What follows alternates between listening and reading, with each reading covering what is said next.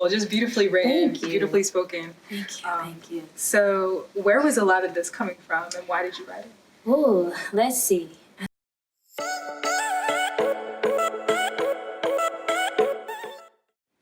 Welcome back to Art's Way Out, my art channel where we promote a lot of local artists and just engaging the artist community. And today for the interview we have Miesha Sadé, and we're going to be talking about her recent poetry book, Chameleon. Beautiful, beautiful cover. Thank you. Yes, we're very excited to have you. Thank you. And make sure that you guys like and subscribe and share this video. And we'll get into the interview. Yes, I'm ready. Okay, so how about we just start with an introductory of yourself. Okay. I'm Miesha Sadé, 25 years old, here in Greensboro. I'm a 6th grade teacher. That's my full-time job. Also spoken word artist, poet, writer, and now published author. Yes, yeah. So yeah, that's really the gist of me. I can go on, but that's where I want to start. And you do not look 20, like you look so young. You look so young. Yeah, beautiful, 25. beautiful. Yes. So let's talk a little bit about where you started writing, like when poetry really became a outlet for you. Okay, so I would say it started around like elementary school. Now, in elementary school, of course, I wasn't getting like really in detail, but that's when like my love for writing began. I was always considered that quiet girl, you know, I stayed to myself and everything. I was even bullied and stuff at some point. And so in order for me to like release during that time, I would just write, whether it was, you know, short blurbs of how I was feeling or like little cheesy raps and stuff. I would do that. But then eventually, like fast forward to high school, that's when I really, really got serious with it. After I saw a poet, one of my favorite poets, perform something, and I was like, wait, I want to do that. And so that's where it kind of began. Wow, that's very cool. Very cool. Okay. So I've been reading this like on and off, just trying to take everything in. Goodness, what an honor. Because yes, it's just like every time I read it, it was like you were there in front of me speaking. And the funny thing is, I don't think I've ever seen you perform a spoken word. No, you probably haven't. Yeah, so it's just like, I would read it and I would just be like, this is so good. This is so good. Thank you. So, where do we start? I have little notes. I'm ready. Do you feel comfortable reading any? Yeah, that's probably fine. Okay. Could you read this one? Okay, let's see. I really love this one. This is the one that caught my eye. We are lavender and honey, dipped in robes of royalty. We are the first bite of soul food on Thanksgiving, in the morning stretch after a long night. We are the sigh of relief when a crying child falls asleep. We are comfort, and when the world spoon feeds us distortion, we digest purpose and explore the parts subconscious about, like the size of our bodies, the tone of our voices when we speak, our hair, and if it's neat. All the things that embody the nature of our existence is resistant to nonsense because our worth is God-given. Let us remind ourselves and each other of such. Yes, woman. Ooh, yes. I love that so much. Yes, Thank it embodies so much. It's just beautiful, just beautifully written, beautifully spoken. Thank you. So where was a lot of this coming from and why did you write it? Oh, let's see. I think at one point, I would say my early 20s. I'm still in my 20s. Yes. But like, I'm sounding like I'm an old woman. I would say around 22, 23, that was like a hard time in my life, just personally, and especially battling with like who I was, my identity. Of course, now I know who I am through Christ. But during that moment, I had to say, okay, I have to be intentional about how I view myself. And when it comes to writing pieces like that, I want to write as if I'm believing that I am those things. And so that was really me speaking to myself. And as I was writing that, you know, in the process, I'm also healing as I'm writing that.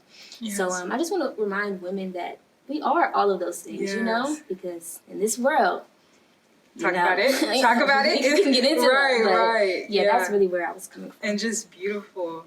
And I really like that none of these were very physical things, because I could definitely speak on now just like how a lot of the appreciation goes to physical, like the way that the body looks, but a lot of the things you are speaking on is the spirit and your character. And I was just like, ooh, that's good, because it's more than just the way that you look and the way that you know, the way that you look from the outside. Right. Yes. As much worth is poured into that, there's way more. Way more. We have so many layers. Yes. And I definitely wanted to touch base on that always. Mm-hmm. I love that. I love that.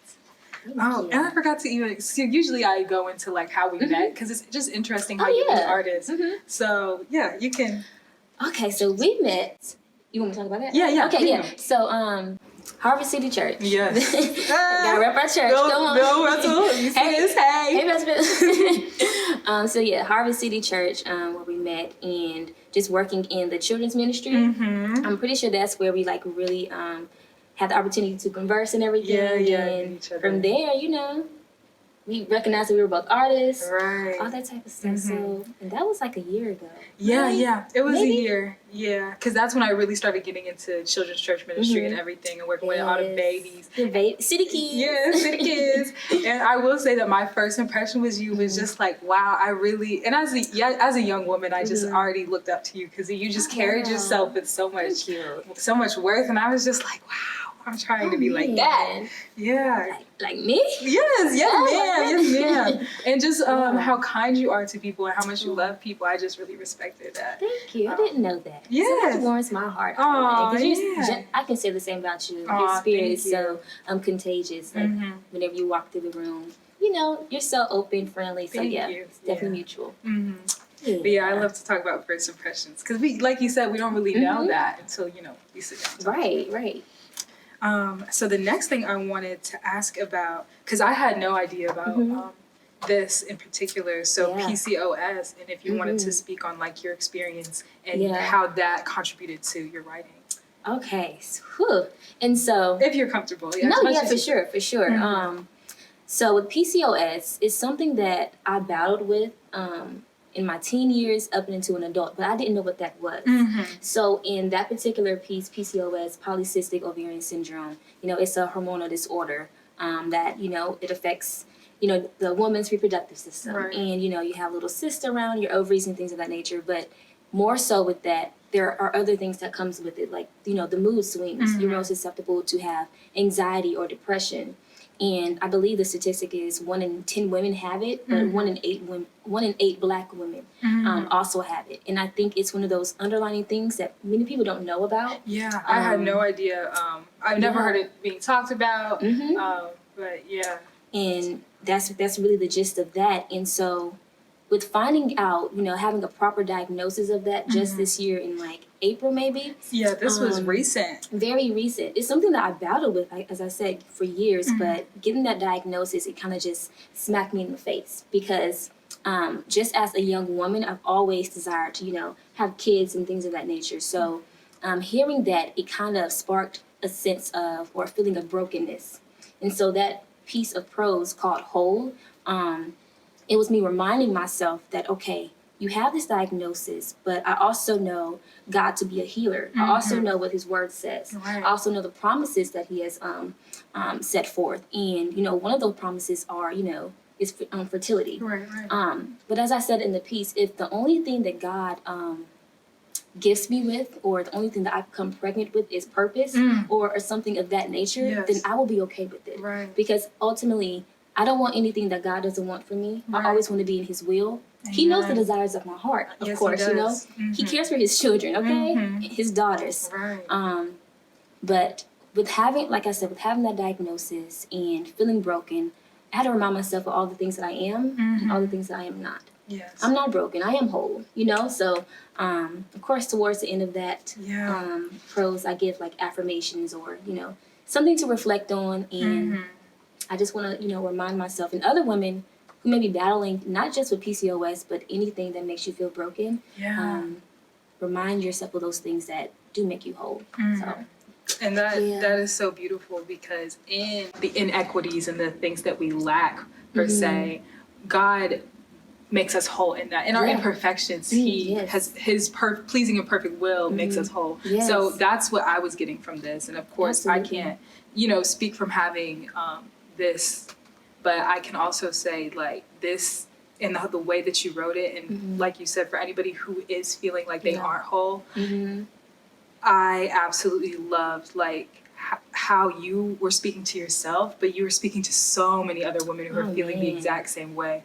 Because even when you were talking about comments on your body and stuff like that, I felt that completely. Oh yeah, I did. And what's crazy is that piece of prose was the last thing that I put inside Chameleon. Wow. I didn't want to put it in there at all because I felt as if it was too personal. But honestly, the whole book, you know, is a reflection of my personal experiences anyways. Yeah. But as soon as Chameleon released, I had a like sense of anxiety, like literally, because I'm like, people are gonna like know this part of me, you know, Right. it's so personal. But I take pride in my, you know, vulnerability and my transparency, because oftentimes what you do and what you go through is not for you. Yeah. So That's I had to good put it too. in there, you know. Yeah, and there. that part, because you were definitely speaking to so many people and speaking light and life to so many people. Thank you. Yeah. And then, this one. Oh, what is it? This one's betrayal. So, would you like to? Okay, let's see. This one's a short one. Oh, yeah. Okay. I wanted to choke your light and dim your shine to darkness, but when I reached, my hands cramped. Perhaps while trying to suffocate your joy, my own body betrayed me. Betrayal. So, what was going through your mind when you were writing that? So I think what was going through my mind, and that's actually an old poem. And I could talk about the process of writing Chameleon. But in my mind, I was thinking of when I'm in a position and you're wanting to get back at someone. If someone has hurt you or has, you know, done you wrong, not even just in a romantic relationship, but friendship. And so in the process of me, oftentimes in the process of me trying to, you know, make someone hurt just as much, something always comes back at me. You know, when in nature, I'm not a mean person, you know, I'm not a hateful, you know, or a revengeous type of person. So I kind of like played with that, and you know, that last line, perhaps while trying to suffocate your joy, my own body betrayed me. Like, in the end, if anyone was hurt, it was myself. It was me. So. And that definitely reminded me of like forgiveness and just talking about forgiveness and the idea of forgiveness, because some people think it's just like I'm allowing that person to do the same thing again. But it's like you have to forgive somebody in order to heal yourself, and it's necessary. And I definitely felt that. I was like, anytime I would hold something against somebody, it's like I'm holding myself back. So I definitely. It's one of my favorite ones. It's the shorter ones that hit too. So the shorter ones, I'm trying to say a little something. Yeah. But I also wanted to go back to the whole one just because just the process of writing it. So everything isn't in chronological order. No. It's very much just like a compilation. That's very cool because it's like, I like that you put it in this place, which is vague, but it's like you could have put it at the end, you could have put it at the beginning. But it's like as I was reading, and then I got to this page, I was like, this makes sense. Like this brings a lot of it together. When it comes, honestly, you know, a lot of authors, they would want to, well, when it comes to poetry or something like that, they, you know, they strategically place their poems. But with me, I didn't. I was strategic with some of like the prose because I kind of wanted to flow, like with whole. But so much has happened in my life. I experienced so much, and you kind of get the sense of that in Chameleon. You know, you get some, you know, joyful pieces, and then some, you know, deeper, darker pieces. You know, and that's kind of a reflection of my journey. And it's very human and it's very real and raw. Because it's just like this. This is a whole person. Like this isn't just poetry. This isn't just like I'm reading out of a book. It's just like, wow, you put your whole self in this. I did. It's respect. Thank you. What do you think is your favorite, or do you have a favorite? Oh, I would have to look in there. Feel free. Let's see, which ones? I don't even think I have a favorite. Because I just love all of these pieces, and I don't want to take up too much of your time. Oh yeah. If you were to do a spoken word performance today, and they were like, choose one and read it. Oh, which one is your go-to? Doesn't even have to be a favorite. It's just like maybe the one that you your heart just goes to? So there's two actually. There is expectations. You want me to read it or just okay? Yeah, Clinging to joy, like black body to breath, like black hand to chest, like black skin to death. Clinging to hope, like fists in air, like palms in prayer, like silence in fear. Clinging to justice, like voices in smoke, like tear gas to throat, like an illegal choke. Unfortunately, we are always a witness of trauma, then expected to cope. That's one I would read because it's, I mean, you heard it. Yes, but yes. still, It speaks for itself. Yeah, just that last stanza, then expected to cope. We're always going through things and experiencing things. Yeah. Whether we want to or not, because the media, you know, it just... One thing after the other. But that's one. And then there's another piece in there called 4C, where I just, you know, talk about, you know, being natural and, you know, being proud of that. And that's another one I would. Okay. But yeah, I love all the pieces. Though. Yeah, of course. I my babies in there. Yeah. That's what it feels like, especially as a visual artist. It's like every time I make something new, it's like that one's my favorite. That's it. No, this is the one, and then I make another one. Right. But so how about the name Chameleon? Where did that come from? Look, Chameleon, it came out of the blue. That was like a last minute choice because honestly, I started writing what is now Chameleon back in 2017 maybe. So it took a while for me to get to a place where I was like, okay, I'm going to publish a book. I'm going to publish these poems. So a lot of those poems in there, they're a mixture of old and new. And Chameleon was actually called Iridescent. Iridescent was actually the name for it. I don't know why I wanted it to be that. I think it's because of what the definition of iridescent is. You know, the colors are changing, and I was like, you know, so am I. But it just didn't stick. It just didn't feel organic or like natural. That was the name then, but I'm in a different space now. So, you know, chameleons, although I'm not very fond of some animals, especially, you know, but just knowing what a chameleon is and how, you know, they have different colors. And, you know, some debate about whether they change colors or not, intentionally or unintentionally, but they do have different colors, you know, that change.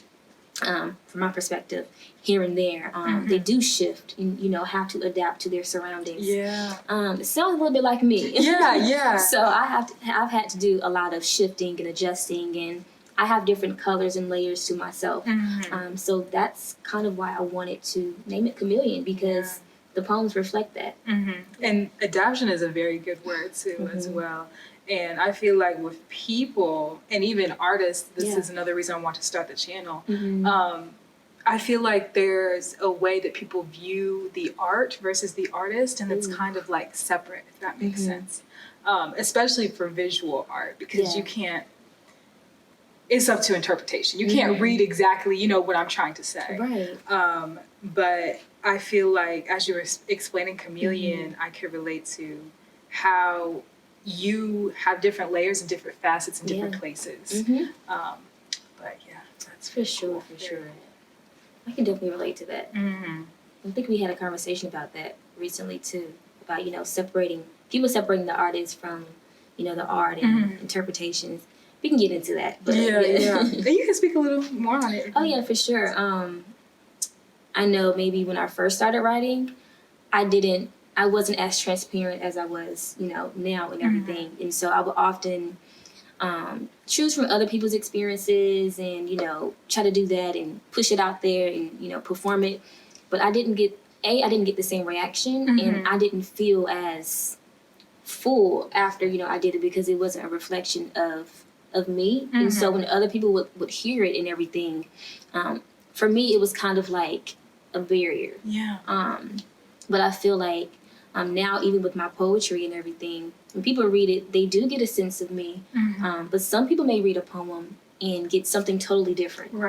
And so that puts me in a space of, okay, do I want to expand on it, or do I want to just leave that, you know, artistic expression and allow them to receive whatever they receive from it? Does that make sense? Like I was saying, interpretation.